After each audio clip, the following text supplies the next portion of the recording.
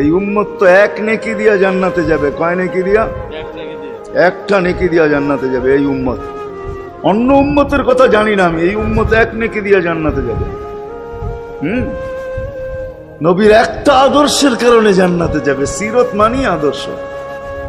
আর এটা আমরা কদমে কদমে মুহতাজ।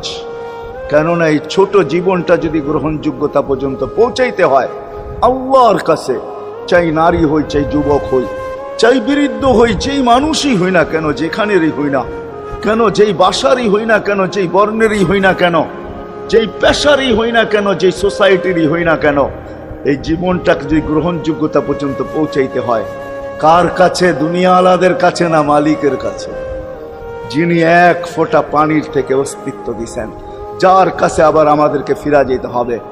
পালানের কোনো সুযোগ নাই। এই জন্যই কোরআন আমাদেরকে বোঝায় আইনাল মাফার। আল্লাহ বলতেছে কোথায় ভাগবে তুমি, বলো কোথায় ভাগবে? কবির কথাই সত্য, যদিও নাকি পালাও তুমি আকাশেতে লাগিয়ে সিঁড়ি লাগাও, যদি আকাশে চলে যাও তো আল্লাহ বলে তোমার বাগার কোনো সুযোগ নাই। কেননা ইল্লা বি সুলতান, ওইখানেও আমার রাজত্ব, এইখানেও আমার রাজত্ব, ডাইনো আমার রাজত্ব, বামে আগে পিছে উপরে নিচে সর্বত্র আমার রাজত্ব। আমার রাজত্বের বাহিরে যাওয়ার ক্ষমতা তোমাদের নাই। দ্বিতীয় কথা এটো, আইনা আনা মাআকুম আইনা মা কুনতুম, যেখানে যাবে ওইখানে আমি সঙ্গে থাকব, আমাকে দূর করতে পারবে না। যদি করো তাহলে তুমি থাকবে না, তোমার অস্তিত্বই থাকবে না। কেন আমাদের ভিতরে আল্লাহ নাই বটে, কিন্তু আল্লাহর একটা পাওয়ার আছে যেটাকে রূহ বলে। কুলির রূহ মিন আমরি রব্বি, আল্লাহর একটা পাওয়ার, একটা সিফত, সবচেয়ে শক্তিশালী পাওয়ার যেটা, ওটা আমাদের ভিতরে আল্লাহ ঢুকায় রাখছেন, যেটাকে আমরা রূহ বলি। কোরআনের ভাষায় রূহ বলে, বাংলা ভাষায় আত্মা বলে। যেটাকে আমরা আত্মা বলি ওটা আল্লাহর হুকুম ছাড়া কিছু না। আল্লাহ বলে ওটা মনে করে নাও আমি তোমার ভিতরে আছি, কেন এটা আমারই জিনিস। কুলির রূহ মিন আমরি রব্বি, আমাকে পৃথক করলে আর তুমি থাকবে না। তখন তোমার চক্ষু থাকবে আইন লা তানজুর, তোমার চক্ষু থাকবে দেখবে না। উদুন লা তাসমা, কান থাকবে শুনবে না। লিসান লা তানতিক, জবান থাকবে কিন্তু জিহ্বা থাকবে কিন্তু বলবে না। আকলুন লা তুমাইয়িজ, তোমার মগজ থাকবে ভালো মন্দ বুঝবে না। কলব লা তাতাফাক্কার, দিল থাকবে কিন্তু চিন্তা করার ক্ষমতা তোমার থাকবে না। ইয়াত লা তাফতিশ, হাত থাকবে ধরবে না। রিজল লা তামশি, পাও থাকবে চলবে না। তুমি হবে লাশ। আল্লাহ পর্যন্ত যদি গ্রহণযোগ্যতায় পৌঁছাইতে হয়, ওইখান থেকে বাহির হয়ে গেছি। ভালো তো বাসি, কিন্তু আগেরটুকু জানি না। ও মেরে দোস্ত, শুধু ভালোবাসলে চলবে না। আবু তালেবের চেয়ে বড় ভালোবাসা আপনার আমার ছিল না। সাহাবাদের মতো ভালোবাসা আপনার আর আমার নাই। আছে নাকি? হ্যাঁ, আবু তালেবের মতো ভালোবাসা ছিল। চলেন শর্ট করি। আবু তালেবকে নিজের হাতে আল্লাহ রসুল কবরে রাখছেন। যখন রাখতেছিলেন তখন চিৎকার দিতেছিলেন, আম্মি মা তারাক্তালি সাবিলা, চাচা কোন রাস্তা রাখলেন না আমার জন্য। বলছিলাম কলেমা পড়েন, পড়লেন না। বলছিলাম ঠোঁটটা হেলাইলেন না। বলছিলাম চুপ থাকেন, তাও থাকলেন না। সর্বশেষ একটা চিৎকার দিলেন, আলা মিল্লাতি আব্দুল মুত্তালিব, আব্দুল মুত্তালিবের ধর্মের উপরে চলে যেতেছি। এই কথা বইলা দুনিয়ার থেকে বিদায় নিলেন। চুপও যদি থাকতেন তো আমার জন্য কোনো সুযোগ হইতো। চাচা, ও চাচা, আমার জন্য কোনো রাস্তা রাখলেন না। ভালোবাসা কাজে দিবে না। এই জন্য চলেন, জীবনটাকে গ্রহণযোগ্যতা পর্যন্ত পৌঁছাইতে হইলে কদমে কদমে মুহাম্মদুর রাসূলুল্লাহর আদর্শ লাগবে, যেটাকে আরবি ভাষায় সিরাত বলে, যেটাকে কেরিয়ার বলে। আল্লাহর রসুলের কেরিয়ার লাগবে, আল্লাহর রসুলের আদর্শ লাগবে, আল্লাহর রসুলের সিরত লাগবে, আল্লাহর রসুলের চরিত্র লাগবে। এই জন্যই আল্লাহ কোরআনে বলছেন, লাকাদ কানা লাকুম ফি রাসূলিল্লাহি উসওয়াতুন হাসানা, তোমরা লিমান কানা ইয়ারজুল্লাহ, তোমরা যদি আমাকে পাইতে চাও তাহলে আমার আদর্শ সহজ করছেন, কঠিন করেন নাই। আল্লাহ কঠিন করতে পারতেন, আল্লাহ সহজ করছেন। কেননা আসলে উদ্দেশ্য ছিল আল্লাহকেই মানা, আল্লাহকে মানা উদ্দেশ্য ছিল। কিন্তু আল্লাহকে চোখে দেখা যায় না, মানবে তো মানবে কি করে? আল্লাহর কথা শোনা যায় না, তো আল্লাহকে মানবে তো মানবে কি করে? আল্লাহকে তো দেখা যায় না, আল্লাহকে তো শোনা, আল্লাহর কথা শোনা যায় না, আল্লাহকে ধ্যান ধারণায় আনা যায় না, কোনো ধ্যান ধারণার ভিতরে আনা যায় না যে আল্লাহর আকৃতি এরকম।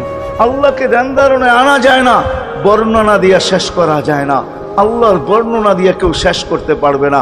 কোরআন বড় কিছু আমাদেরকে বুঝাইছেন, অনেক বুঝাইছেন যে আল্লাহর বর্ণনা দিয়ে শেষ করা যাবে না। আল্লাহ শুধু আল্লাহ না, 99 নাম দেখলেই বোঝা যায় যে আল্লাহকে। আল্লাহ শুধু আল্লাহ না, আল্লাহ 99টা পদের অধিকারী।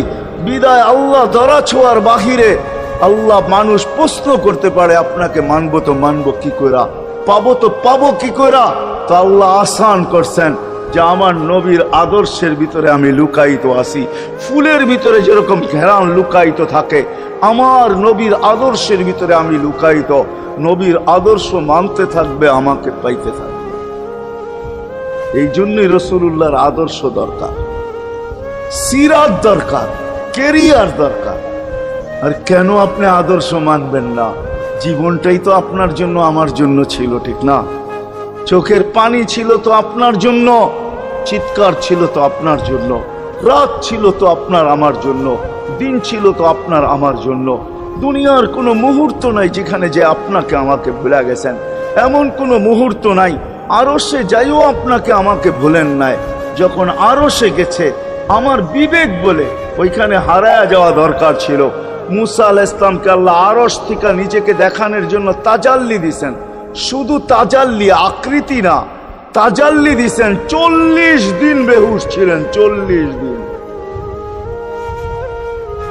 40 দিন। অথচ বন্ধু দুইজনে পাশাপাশি বসা, কাবা কাউসাইনি আও আদনা ফাতানা ফাতাদাল্লা ফাআওহা ইলা আবদিহি মা আওহা। পাশাপাশি বসা আছেন। তীর ধনুক থাকলে আপনাদেরকে আমি দেখাইতে পারতাম কতটুকু কাছে হয়েছিল। এরকম কাছে হারায় যাওয়া দরকার ছিল। আল্লাহ যখন জিজ্ঞাসা করছেন কি চাইতে আসছেন, আসআলুকা উম্মতি, এইখানে উম্মত চাবো না তো আর চাবো কি? এই সুযোগ পাবো আর পাবো কখন?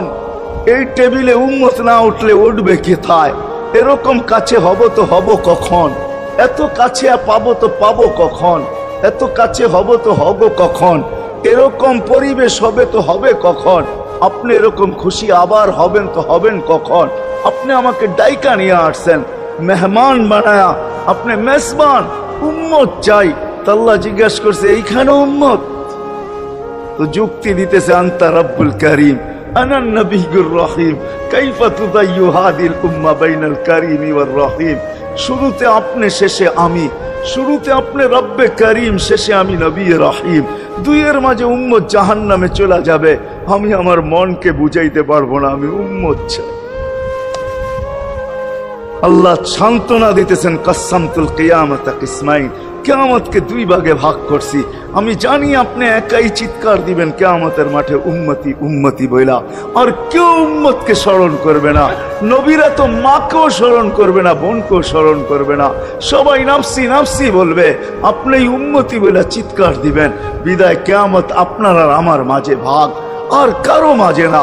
সালতো তা সাফি তো সাফা। ওই দিন আপনি চাইতে থাকবেন, আমি দিতে থাকবো। আপনি সুপারিশ করবেন, আমি মঞ্জুর করতে থাকবো। লা ইউখজিকা ফি উম্মতিক, আপনার উম্মতের ব্যাপারে আপনাকে আমি লজ্জিত করব না। কোরআন আসছে আল্লাহর রাসূলের কাছে, অদ্দুহা ওয়াল লাইলি ইদা সাজা মা ওয়াদ্দাআকা রাব্বুকা ওয়া মা ক্বালা। এই সূরার ভিতরেই আছে সাউফা ইউতিকা রাব্বুকা ফাতারদা, আপনাকে আমি রাজি করে ছাড়বো। কোরআন যখন নাজেল হইতেন তো কি অবস্থা হইতো উলামারা জানে। আল্লাহ রসুল ঘামতে থাকতেন, এতটুকু কষ্ট হইতো। কখনো কখনো বলতেন কাদার রু আইয়া খরুজ, মনে হয় আমার রুটা বাহির হয়ে চলে যাবে। ওই কষ্টের ভিতরে জিবরিল যখন সাউফা ইউতিকা রাব্বুকা ফাতারদা পড়তেছিল, ওইখানেই থামায়া দিছে, জিবরিল থামো। বলছে কেন? সূরা এখনো শেষ হয় নাই। বলছে থামো, আল্লাহ আমাকে রাজি করতে চাইতেছেন, আমি এই মুহূর্তে আল্লাহর কাছে কিছু চাইতে চাইতেছি। বলছে তোমাকে সাক্ষী রেখা। বলছে কি চাবে? তো চিৎকার দিয়া বলতেছে ইলাহি লান আরদা, ইলাহি লান আরদা হাত্তা ইয়াকুনা ওয়াহিদ মিন উম্মতি ফিন নার। ও মাবুদ, ও